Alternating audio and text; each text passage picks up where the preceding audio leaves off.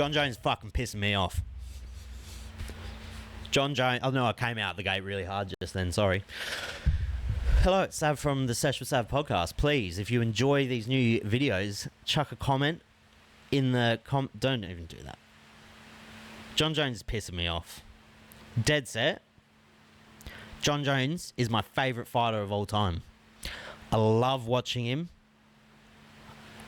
I love the controversies.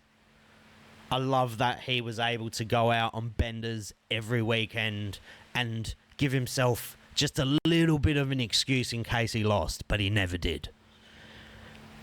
I love that. Believe me, that was my own hair in my mouth. I love the fact that Jon Jones is who he is, but lately he's been getting really... He's always been fucking hard to defend. But at the moment, he is so hard to defend because he's acting like a fucking bitch. Jon Jones is acting like such a little bitch. He fucking milks the UFC on. He's always really hard to work with. He's always been a fucking nightmare of a fighter to work with because the moon has to be in the fucking right position and the cocaine has to be on, like, in a straight line. And he just can't sign contracts. He really has to be feeling it to fucking sign the contract for a fight. He hasn't ducked anyone in his past until now. I actually think I don't know if he's thinking he's trying to build the fight or if when they did vacate his belt and give it to Tom because he retired, if he got jealous of, like, just no one giving a fuck that he retired and he was like, okay, now I need to come back in, because no one gave a fuck when he retired. Everyone was like, okay, that's over now. And I'm a huge fan. And I was like, okay, kind of happy that's over because we're never going to see that fucking Tom fight, which I still favour him in. I still favour Jon Jones in that fight. I don't give a fuck what anyone says. I still favour Jon Jones against Tom Aspenol. But every single month he does not fight Tom, he loses 1.5 to 2% of winning that fight because Tom's just getting stronger and better and Jon Jones is not. Jon Jones is not getting better. He has no more ceiling. He's at the ceiling of his abilities.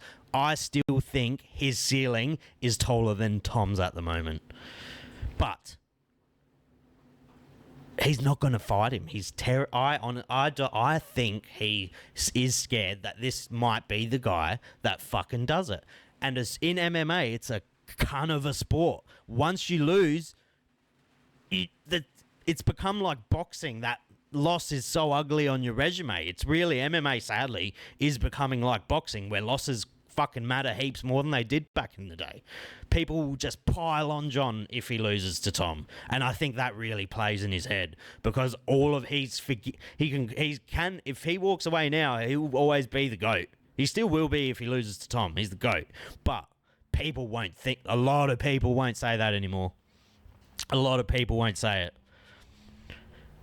A lot of people will pile on him, as they should, because he's one of those fighters. He's our Mayweather. Everyone's waiting for him to slip. When Conor lost,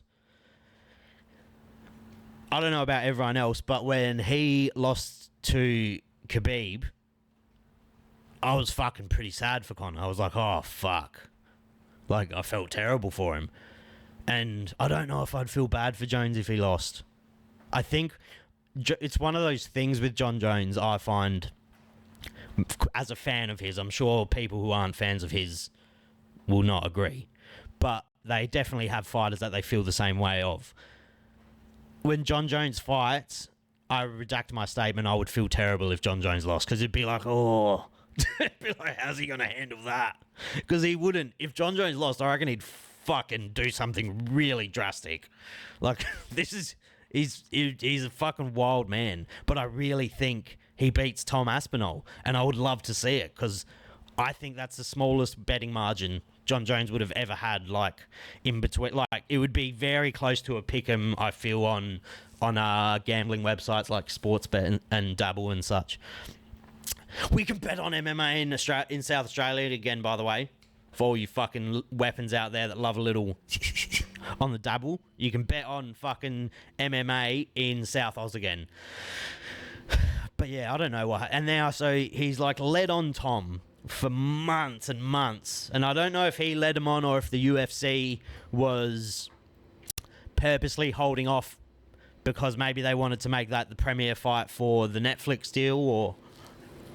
But now Jon Jones is back in the testing pool. Straight after the presidency, the fucking UFC, the Donald Trump announced the UFC at the White House. Since then, he's in the testing pool again, and he's like, oh, blah, blah.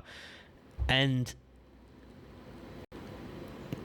it would be fucking dope to have Tom versus Jon Jones at the White House.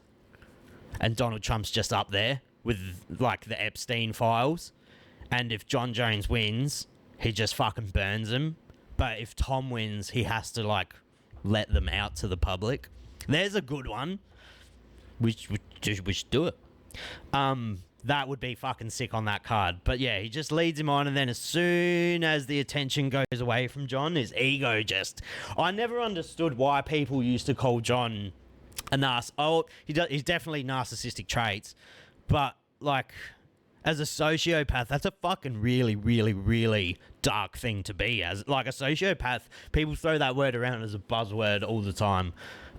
So, like, being a true sociopath is real fucked up. I personally just don't see... I don't know. He definitely would have sociopathical traits, if that's a fucking word, but whether he's a sociopath or not is not up to me. But I can definitely see it now a bit. I never used to see it before, but now that he's, like, gone away and he's felt like the limelight was just off him, straight back in, because his ego just won't let that happen.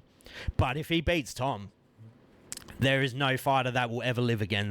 That's if Jon Jones beats Tom Aspenol, I feel it. All of his, bar the really bad ones, all of his PED allegations, I reckon they just get glazed over if he beats Tom Aspenol. I think that's what that does for his legacy. But if he loses, everyone's going to look at, like, not everyone, but a lot of people are going to look at him and go, oh, I knew it. You would never be shit either. You were never anything. A lot of people are fucking like that. But, it's just the fight of our generation. Besides Taporia and Islam at the moment, which won't happen because Islam's going to stay at that weight, at 170. Besides, that's the Tom Aspenol versus Jon Jones is the biggest fight in UFC history. And if it doesn't happen, that'll be my generation's Fedor and Velasquez. I feel. Was that it? Was that the one that got away? I feel like it was. But, yes, to me, Jon Jones, sort your shit out. Figure it out. Get back in there. And do what you were always destined to do, which is be the greatest MMA fighter of all time. If he beats Tom Aspenol, Jon Jones is not only the greatest MMA fighter of all time, controversies aside, if he beats Tom Aspenol, he's the greatest fighter that's ever lived in any discipline. You heard it here first. Comment your thoughts down below. Leave a like. Subscribe. Thank you.